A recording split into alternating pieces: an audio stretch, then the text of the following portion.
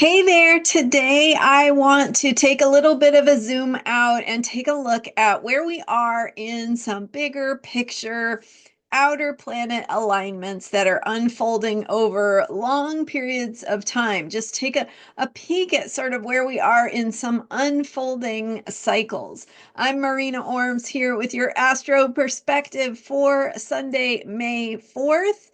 Today there is a first quarter moon. So we've got that first quarter moon in Leo, first of all, for today, bringing that energy of getting us to think about what we need to shift in our lives, what we are noticing and becoming aware of that has been taking shape, that is new and emergent for us. So, new directions, new projects. So, where do you need to take action to move things in a creative direction? So, that's your little hot tip for self-care for today, is thinking about your own projects and directions for where you need to move things and think about things creatively.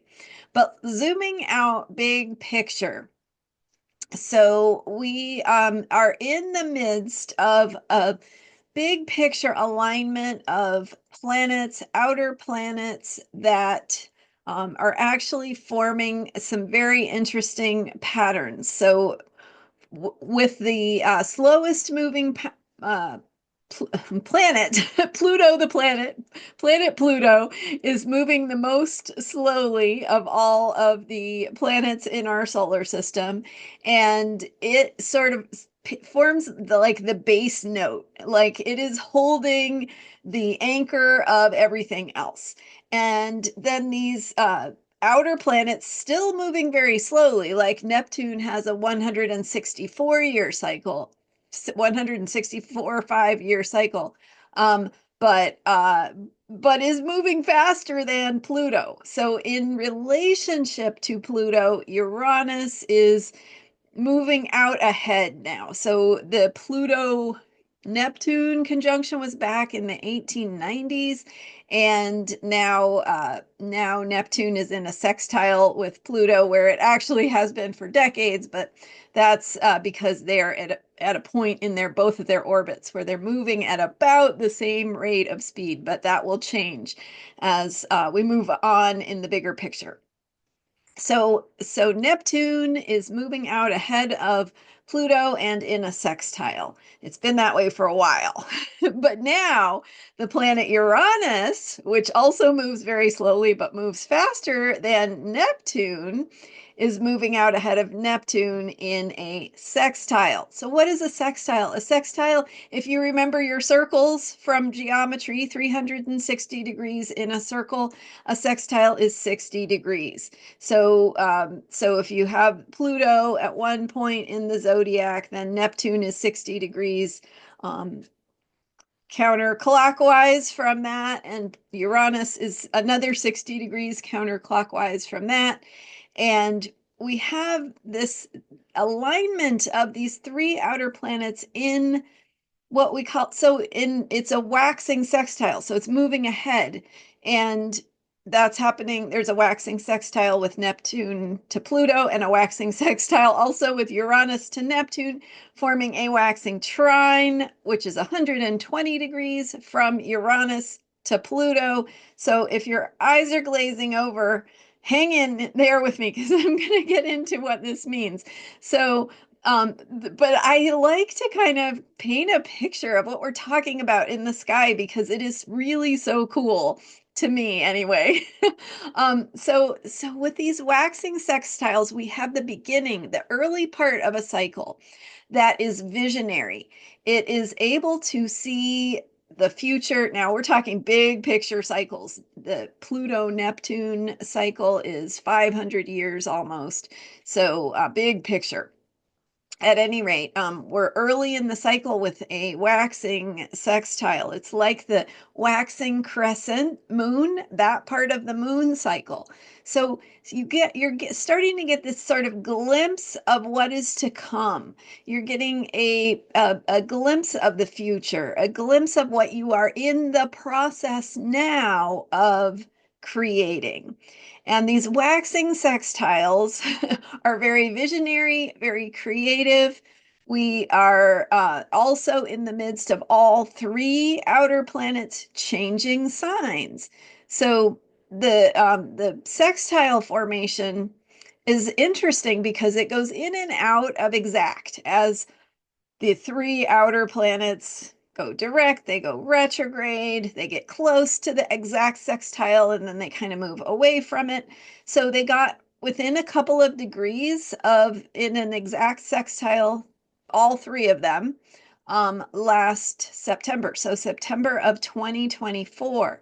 And they will be again within 2 degrees in September of 2025. So they're not in exact sextile formations right now, but we're still in the big picture of this alignment. And then in July of 2026, they will be exact to the degree of each being in a sextile with each other. And not only that, but in July of 2026, Jupiter forms a sextile to Uranus. So we end up with 4 planets in this sextile, kind of half of a grand sextile, which would be 6 points of a 6-pointed star. So, okay, so what does this mean? So the sextile energy is visionary, it's creative, it is at the very beginning of creating something new that is emerging into consciousness. So with this happening with multiple outer planet alignments at the same time, we have layers of things that are emerging. So that is in part why we're feeling so much disruption, so much uncertainty right now. And we also have not only the sextiles with the outer planets, but we also have all three outer planets in the process of changing signs. So Pluto changed signs. It went in and out between Capricorn and Aquarius throughout 2023 and 2024. Pluto is now in Aquarius, so new energy there. We are feeling our feet beneath us to see what this means. What are the themes going to be? What are we working on? How can we shape and work positively with the energy of Pluto in Aquarius? What does that work look like? Because the planets are not making something happen to us, they are inviting us to learn about ourselves through the experiences they bring. So let me say that again. So the planets are not making things happen to us. They are inviting us to learn about ourselves through the experiences they bring us. So the experiences we are having from a spiritual, from a soul perspective, the things that are happening in the world, the things that are happening in your life right now are, I mean, it might be hard and it might not be hard. I don't know. But the point is that whatever it is, there is something here for your soul. There is something that you are learning about, something that is pushing you to learn more about yourself and what you're capable of, to step into your own capacity to do things differently or create something positive, create something that has a positive impact in the world. So learning about who you are and how to be more fully who you are is part of all of this. And so Pluto changes signs, now is in Aquarius. Neptune is now in Aries. So that, okay, all of these things by themselves are so incredibly significant. So Pluto going into Aquarius is huge, right? We're going from Capricorn. First of all, Pluto is the deepest place of truth and power and our own empowerment, our process of healing things at deep levels, like real transformation, not just superficial, like I want to feel better, but like the deeper places of where we are transforming and stepping into our real power to be human and capable of all that we are here to do. And from going from Capricorn, where we're focusing on systems and structures and limitations and recognizing where we are held back, where we are restricted, where our systems and ways of being organized and the ways that society is organized, focusing on those foundations and what works, what doesn't work, really having that come to the light of day. And then Pluto going into Aquarius brings this. Now, the work of empowerment has to do not with feeling our restrictions, but with finding our freedom and finding especially the freedom to be different from one another, the freedom to be our authentic selves, to be weird, different, quirky, with the all, be who you are. Don't feel like you need to fit into what is expected of you, or what you think you need to do or be in order to be safe. But what does it mean to really be yourself? And how is it that through being yourself, you can be a productive member of society through being creative, right? Through expressing your uniqueness, expressing what you're good at, what you know, what is true for you, what is your perspective. So our differences become our power with Pluto in Aquarius. Our uniqueness becomes our power. Our authenticity becomes our power. So then with Neptune, so that's huge, right? With Neptune also going into Aries, not only is it a change in sign, but Aries is in many ways what we view as the beginning of the zodiac. It is that point of new beginnings, the point of birth and rebirth and emergence and for fertilization, new identities, right? Starting new things. So it follows Pisces, and Pisces is that spiritual, transcendent, connected with the oneness of all, sense of, your individuality is not necessary because everything is interconnected. And so in Pisces, we feel the letting go, the acceptance, the surrender, the connection, but also we can lose our guideposts, lose our sense of what's important, what's meaningful, because it becomes obscured. The sense of everything being one also means it's hard to see what direction to go in. Why would anything matter if everything matters? So with Neptune's shift into Aries, we have the planet of spirituality, which is Neptune. Neptune, god of the seas, right? The infinite potential, the spiritual, the sense of spirit and connecting to the divine. Going into Aries, emergence, birth, new beginnings, new directions, new identities. 165-year cycle. So this is the only time in any of our lifetimes that Neptune will go into Aries, and it is beginning something that will develop over 165 years.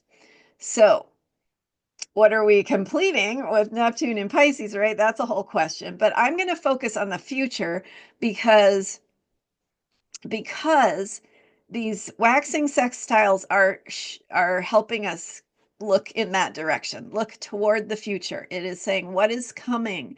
How are you on track or on purpose to be part of something emergent, something that is coming in the future, and how you can be part of creating that. What will it be? That's up to us. right? Again, the planets are not happening to us. The planets are bringing us experiences that help us learn about what we are capable of. So, Neptune is now in Aries. It will retrograde back into Pisces later in, I believe, October of this year, going back into Aries in January of 2026, where it will stay for the next, what is it, till 2030. 7 or something. I don't have the year in front of me. Sorry about that. But anyway, Neptune's going to be in Aries for good, right? For not for good not in the sense of forever, but for the next many years. Okay, so that's two of the outer planets that are involved in this configuration. The third one is Uranus. So Uranus also moves very slowly, not as slowly as Neptune or Pluto. Uranus has an 84-year cycle.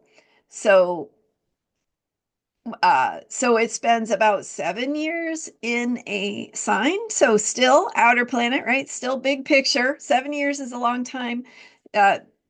Uranus has been in Taurus, is in Taurus now, and has been in Taurus since 2017-ish, I think. And Uranus in Taurus Uranus is the planet of authenticity, freedom, shakeup, change, rebellion, revolution. He's getting outside the box, right? It is the ruler of the sign that Pluto is in, Aquarius, or the modern ruler at any rate. So Uranus, the planet of shakeup and change, is in Taurus, the sign, the earth sign that is about grounding and stability and dependability and reliability and sustainability. So Uranus, the planet of shakeup and change, in the sign of what we can depend on, what we can count on, what brings us comfort because we can rely on it always being approximately the same.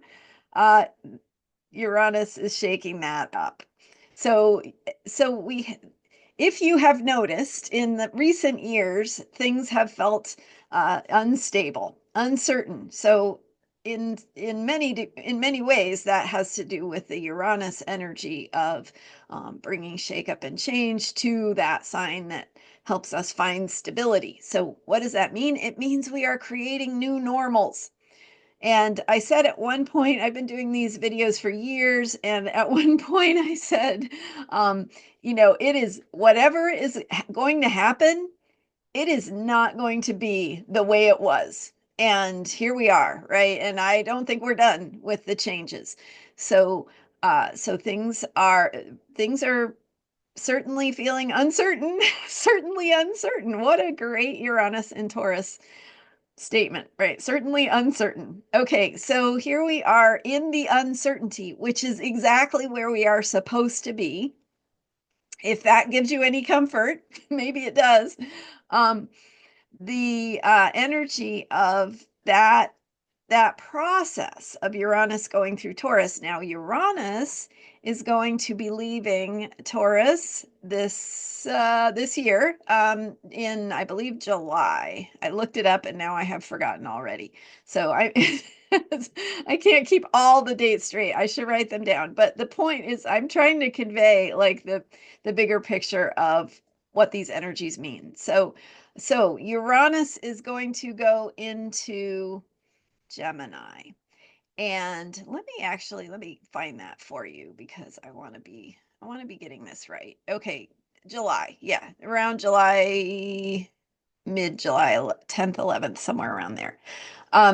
So Uranus goes into Gemini, and the planet of shakeup and change moves from the sign of stability and dependability to the sign of information and curiosity and communication, Gemini. So that shakeup energy, that energy of destabilizing uncertainty, is going to be moving into the information realm. the realm of communication, of ideas, of media and social media and journalism and where we get our information, how we learn things, education, even education institutions. So Uranus going through Gemini is going to bring change to how we know things. And again, none of this is predetermined in terms of how it will show up. We are the creators. I cannot emphasize this enough. We are the center of how the direction of these things goes. So we get to create, we get to engage, we get to be involved, we get to make choices and decisions about what brings meaning to our lives, what we care about in that bigger picture. So principles matter. The bigger picture of what inspires us matters. What we care about matters. And connecting with these higher, bigger picture principles, or in many ways, maybe recommitting to them, re-engaging with. How do we reimagine maybe some principles that have been around for a long time, like things like freedom that are kind of abstract, right? How do we reimagine that? How do we breathe life into that? How do we ask ourselves why that has meaning for us today? And how we live our lives according to what meaning that is bringing us. Okay, so 3 outer planets, all changing signs, all in this waxing sextile alignment, and it lasts for years. So I mentioned it came within 2 degrees in 2024. It's been in and out even prior to that, and will continue beyond 2026. That those 3 planets bringing this sextile alignment. It's just that July of 2026 is when it is really potently exact, but it will continue, and it will continue to be significant and important for years. So this is why last year, when I was looking at the astrology for what is coming, I was like, I can't tell you what the results of the election are going to be. I can't tell you what's going to happen. I can't tell you what things will look like. But what I can tell you is that this is a process. What we are in is a process. It is long term. It is its outcome is determined by how we engage with it. And so if you've been following me, I've been saying don't put the blanket over your head. Don't don't hope that you can take a nap and wait until it all gets better, because you are here to be part of this amazing, fascinating, creative time in history. And asking yourself, how can you make a contribution? How can you learn more about yourself? How can you bring this feeling of healing and shift and change into your family, your relationships, your community, your workplace, wherever you engage with people, wherever you can bring about new ways of approaching things, trying things. We've been talking also here a lot about trial and error, and how it's not clear yet what's going to work or what's going to stick. This is the phase that we are in, where we try things, we figure out what works. And so moving projects in new directions in your life, taking your work in new directions, taking your relationships in new directions, trying things, just taking what you have to work with and doing the best that you can to make it work better. That is the gift of this time. Of course, we are feeling the pressures, some days more than others, but we are feeling those pressures that that need to do something to right? How can I fix it? How can I be part of the solution? And of course, None of us can fix it all by ourselves. This is a big picture collective problem. We are the little ants in the colony, right? Each of us as a little ant can't make a difference, but when each of us does what we can do in our little sphere, in our little realm, we help to create that future. And just to remember that we are feeling what is shifting, what is changing, what is breaking down, and what's not clear yet is what is taking shape, where we are heading, where what we are creating, which is again up to us. And that's kind of a wild thought when you really feel into what it means. But it's about you. It's about you getting rest.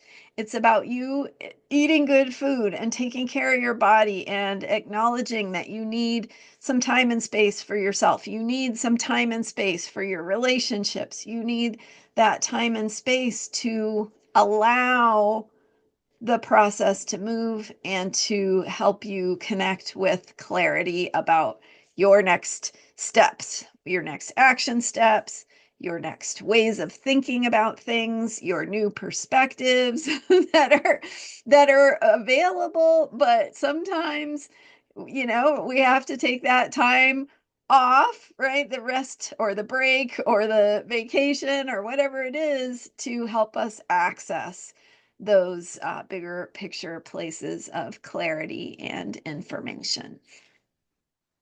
We also have Saturn in May, here just in about 3 weeks, going into Aries. So Saturn is also an outer planet. It's not as slow as Uranus. So Saturn has a 29-year cycle. And with Saturn shifting into Aries, we also have rebirth, new beginnings. Saturn is about form. It is about structure. It is about how we take shape.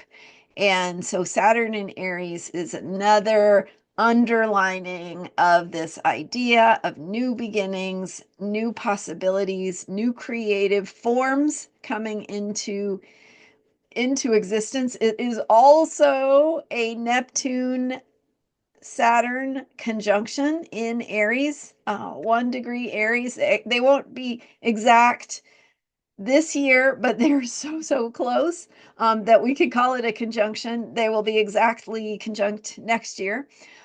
So Saturn and Neptune coming together in a conjunction is also part of this whole bigger picture configuration. It will move by a little bit more quickly than this grand sextile will, but that Saturn conjunction to Neptune, again, new imagining, new dreams, new visions, new ways forward.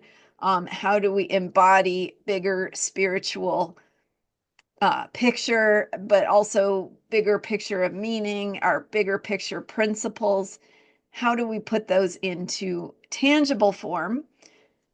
Saturn is about form. So how do we create that container that the divine can come in through? And when I say divine, I mean those bigger picture principles that bring meaning. So it could be things like freedom, things like democracy and how people get along together. It's embodying bigger picture principles in specific ways. So those bigger picture principles, might be embodied in a variety of ways, but Saturn says, let's get specific. Let's put it into something that is lasting, something that can take shape, that can be a beacon for us going forward. So that is the possibility, the invitation here with the Saturn conjunction to Neptune. So hopefully this gives you a little bit of a sense of flavor of where we are in these bigger picture energies. They continue to evolve and unfold. We are at a different place with all of it than we were a month ago, 6 months ago, a year ago, 5 years ago, right? It keeps evolving and unfolding, and it will continue to evolve and unfold. And the more we imagine and open ourselves to that glimpse a vision of the future, of what we can create, what it means to be alive, to live by doing our best here on earth during the time that we have to make a positive contribution, to do our creative work, to be who we are, to heal our relationships, to heal our past and our traumas that we carry with us. And all of that work makes a positive difference and creates the foundation for what we are creating for the future. So we have to mm, we have to believe in that future, and that's not just um, it's not just an idea, right? It's like when we believe in that future, we see ourselves as on the path to it. And when we see ourselves as on the path to it, we engage with the process and we do what we can day to day, week to week, month to month to try to do the best we can to live into our own individual potential, highest possibility for who we are here to be, to learn what we're here to learn, and to be our best selves ultimately. And we can be humble in that process. We have a lot to learn as human beings, and every day is a gift. So that brings us back to this month and the Taurus new moon, the Taurus moon cycle we are in, remembering the power of gratitude and to be grateful for this time that we have and these opportunities that we have to live and do our best and maybe be part of creating something really wonderful. All right. Thank you so much for being here. I am Marina Orms, and you can find me at astrologyheals.com. Thank you for subscribing. I am here every day with Astrology for Unshakable Self-Care. We follow the moon signs day to day and talk about how to work with the energies as the sun rises each day. All right. Thank you so much for being here. I will see you next time.